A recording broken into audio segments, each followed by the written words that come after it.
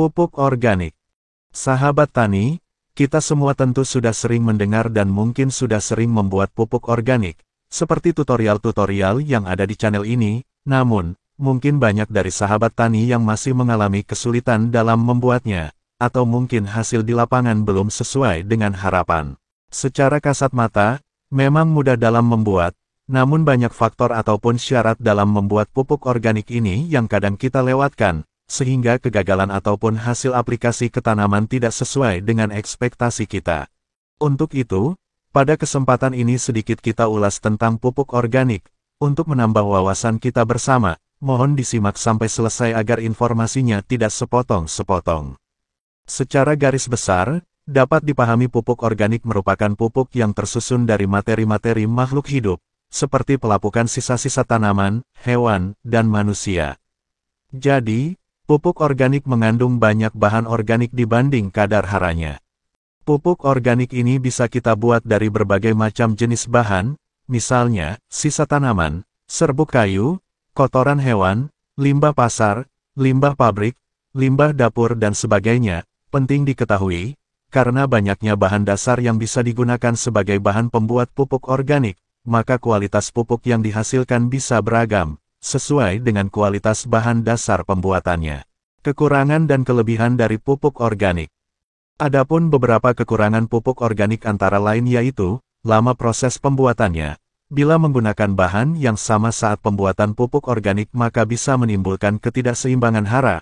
Penggunaan kompos yang belum matang dapat mengganggu pertumbuhan dan produksi tanaman, serta pupuk organik bisa memiliki kandungan logam berat di atas ambang batas. Dan juga pupuk organik, terutama pupuk kandang, masih sering mengandung biji-bijian tanaman pengganggu. Biji-bijian yang termakan ternak tidak akan tercerna sehingga dapat tumbuh mengganggu tanaman. Pupuk organik sering menjadi faktor pembawa hama penyakit karena mengandung larva atau telur serangga sehingga tanaman dapat diserang. Kandungan unsur hara dalam pupuk organik sulit diprediksi, respon tanaman terhadap pupuk organik lebih lambat, karena pupuk organik bersifat slow release. Penerapan hasil bioteknologi, seperti pupuk mikroba, masih jarang digunakan, sehingga penambahan jumlah mikroorganisme dalam tanah kurang optimal. Jika pupuk organik kompos yang diberikan masih mentah maka bahan organik akan diserang oleh mikroba sehingga unsur hara tanaman menjadi berkurang karena dimakan oleh mikroba-mikroba dari kompos mentah. Sedangkan untuk kelebihan dari pupuk organik yaitu ramah lingkungan, penyedia unsur hara makro dan mikro untuk tanaman, berfungsi sebagai pembelah tanah, memperbaiki struktur tanah, memperbaiki ukuran pori-pori tanah yang nantinya membuat daya pegang air dan aerasi tanah lebih baik, serta bisa memenuhi sumber energi dan makanan bagi mikroorganisme tanah. Karena dengan meningkatnya kadar kandungan bahan organik dan unsur hara yang ada dalam tanah, maka dengan sendirinya akan memperbaiki sifat, kimia dan biologi di tanah atau lahan pertanian. Semakin mudahnya melakukan pengolahan lahan karena tanah semakin baik. Harga pupuk organik lebih murah, dapat dibuat sendiri dan bahannya sangat mudah didapat dari alam. Pupuk organik mengandung unsur mikro yang lebih lengkap dibandingkan dengan pupuk kimia. Pupuk organik akan memberikan kehidupan bagi mikroorganisme tanah sehingga kesuburan tanah meningkat, mempunyai kemampuan dalam memobilisasi atau menjembatani hara yang ada di tanah sehingga akan membentuk partikel ion yang mudah diserap oleh tanaman. Mempunyai kemampuan dalam melepas hara tanah dengan sangat perlahan dan terus-menerus, sehingga akan membantu mencegah terjadinya kelebihan suplai hara yang membuat tanaman keracunan. Mampu menjaga kelembaban dari tanah, sehingga akan mengurangi tekanan atau tegangan struktur tanah pada tanaman. Mampu membantu mencegah erosi lapisan atas tanah, mampu menjaga dan merawat tingkat kesuburan tanah, memberi manfaat untuk kesehatan manusia, karena banyak kandungan nutrisi dan lebih lengkap dan lebih banyak pemberian pupuk organik pada tanah berpasir mengakibatkan daya ikat tanah meningkat. Beberapa ahli menyebutkan bahwa pemberian pupuk organik akan meningkatkan populasi musuh alami patogen sehingga akan menekan aktivitas saprofitik patogen organisme pengganggu tanaman. Macam-macam jenis pupuk organik. 1. Pupuk kandang. Pupuk kandang adalah pupuk organik yang berasal dari kotoran hewan, seperti sapi, ayam, kambing, dan babi. Pupuk ini mengandung nutrisi penting seperti nitrogen, fosfor, dan kalium yang dibutuhkan oleh tanaman.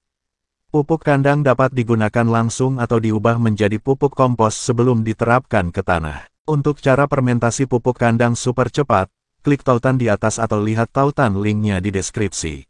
2. Pupuk hijau. Pupuk hijau merujuk pada tanaman yang ditanam dengan tujuan sebagai pupuk.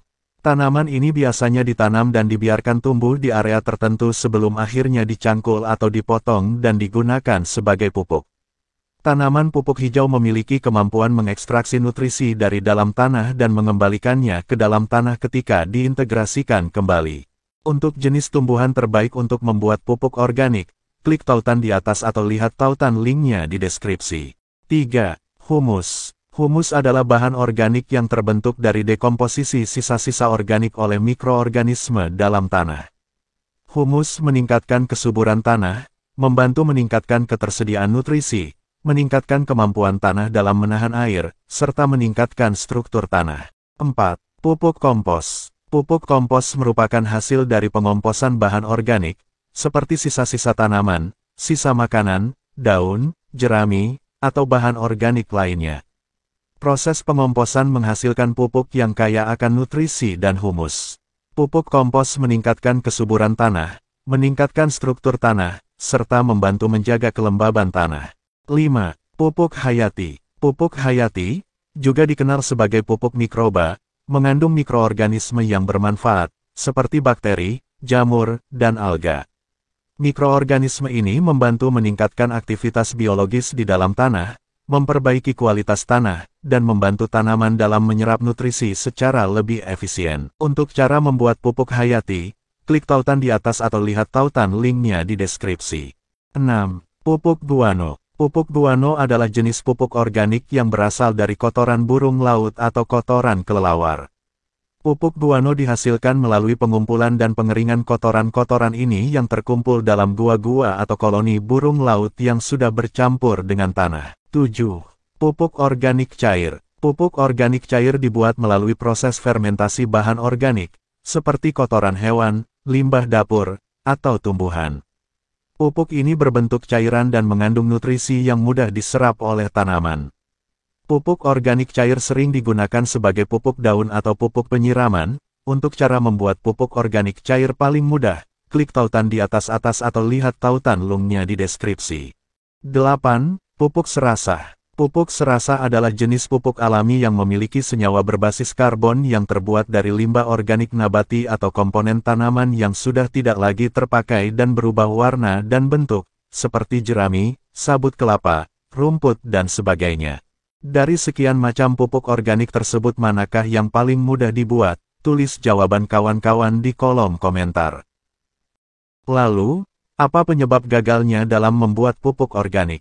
Pada umumnya, pupuk organik khususnya POC akan beraroma busuk bila gagal dalam fermentasi, sedangkan POC yang berhasil akan beraroma seperti tape. Setidaknya ada 4 penyebab kegagalan dalam membuat pupuk organik cair POC atau mold mikroorganisme lokal, yaitu 1. Kontaminasi. Secara sederhana kontaminasi adalah kehadiran mikroorganisme lain selain yang kita inginkan, sehingga berakibat pada penurunan kualitas dari bahan yang akan diolah menjadi POC. Hal penyebab terjadinya kontaminasi itu diantaranya adalah wadah yang tidak dicuci hingga bersih, lokasi pembuatan yang dekat dengan sumber kontaminasi, wadah fermentasi yang tidak dimodifikasi dengan memasang selang kecil pada tutup wadah fermentasi yang ujung luarnya dimasukkan ke dalam botol berisi air untuk mengeluarkan gas yang timbul akibat fermentasi, agar tidak perlu membuka tutup wadah untuk mengeluarkan gas selama fermentasi. Jika melakukan fermentasi dengan sistem terbuka maka jangan biarkan wadah terbuka begitu saja akan tetapi tutuplah dengan kain, namun pastikan bahwa kain tersebut benar-benar bersih. Penggunaan air yang ternyata sudah terkontaminasi, maka dari itu sebelum membuat POC, pastikan bahwa air yang digunakan sudah seminimal mungkin terjadi kontaminasi. Atau bisa juga menggunakan air matang supaya terhindar dari kegagalan proses pembuatannya. Penggunaan air matang ini juga dapat meminimalkan munculnya belatung pada POC. 2. Penyimpanan. Penyimpanan saat proses pembuatan POC proses fermentasi dapat mempengaruhi keberhasilannya, maka dari itu penyimpanannya harus benar. Tempat penyimpanan yang baik adalah di tempat teduh yang terhindar dari sinar matahari dan hujan, tujuannya agar suhu selama fermentasi bisa terkontrol. 3. Penggunaan biang. Agar tingkat keberhasilan dalam pembuatan pupuk organik cair lebih tinggi, maka dalam pembuatannya sebaiknya ditambahkan dengan biang. Jadi jika misalnya hendak membuat PGPR maka tambahkanlah biang PGPR berupa PGPR yang sudah jadi. Jika ingin membuat jakaba maka tambahkan biang jakaba maka berilah biang jakaba atau sedikit air beserta jakabanya, dan jika hendak membuat bakteri fotosintesis PSB, maka berilah sedikit bakteri fotosintesis yang sudah jadi. Dan keempat, faktor peluang. Dalam teori peluang ada yang namanya harapan keberhasilan. Maksudnya, peluang keberhasilan akan lebih tinggi dengan membuat POC lebih dari satu atau beberapa wadah yang berbeda. Misalnya membuat POC 20 liter dalam satu wadah, jika prosesnya gagal maka seluruhnya akan gagal, maka dari itu untuk memperbesar peluang keberhasilan sebaiknya 20 liter tersebut dijadikan 5 wadah sehingga jika satu atau dua gagal masih ada peluang berhasil pada wadah yang lainnya. Demikian ulasan ini, semoga bermanfaat. Bila ada kritik dan pertanyaan silahkan tulis di komentar, dan jangan lupa untuk pencet tombol like dan subscribe. Terima kasih, semoga berkah barokah.